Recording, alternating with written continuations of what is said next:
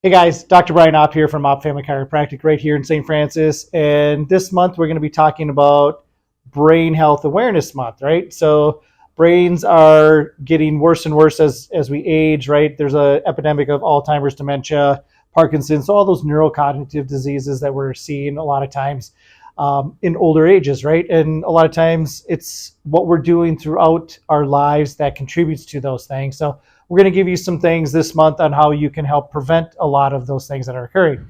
So Mike's going to start us off with some stuff, how exercise is going to help with your brain. Yeah, so one of those ways that we can help is with exercise. So specifically, aerobic activity has been linked to, helping these Yeah. types of cognitive Yep. impairments and whatnot. And so the general recommendation would be 150 minutes per week of moderate activity. And so what does that mean? Maybe some of you guys have heard of zone 2 cardio or something like that, or maybe you've Yep. heard this recommendation that I said before. Practically speaking, you want to get a half an hour a day of exercise for 5 days a week, right? And I generally tell people, Yeah. what does that look like? It looks like a brisk walk where you're Yeah. mildly out of breath. You can hold a Yeah. conversation similar to how we're talking right now, right? And so maybe I'm a little bit out of breath, but that's about the intensity we're looking to work at. Other practical ways to do that, there was a study, 12 squats an hour for 8 hours. We'll do the same thing. Anybody who works any sort of a manual labor job, you're probably getting this anyway already. And so if you're having some of those issues, it would be in some of the other topics we're going to talk about, supplements, other things like that, right? You're probably already meeting your exercise guidelines. This would be for people who, you work a sedentary job, something like that. And so the ways that this can help to improve your brain tissue, right? The exercise. So it'll improve the thickness of your actual brain tissue. It'll improve your neuroplasticity, so the ability for your brain to learn new things and continue to learn new things.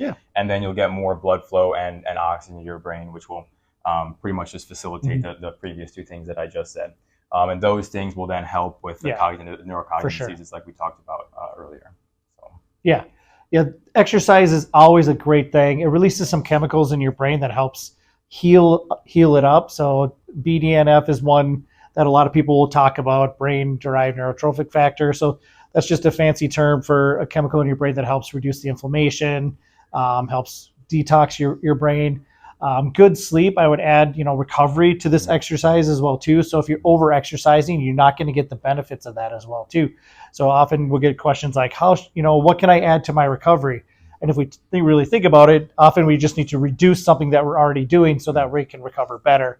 So sleep is also important, the recovery after your exercise. These are all great tips to help with your overall brain health. Guys, hope you enjoyed this. Share it with some friends that, might have some issues now going on, because you never know what might help them, exercise, especially getting walking. We always talk about strength training. There are some studies out there as well that show that strength training will also help with that brain health, right? So muscle is king in my mind. Thanks, guys.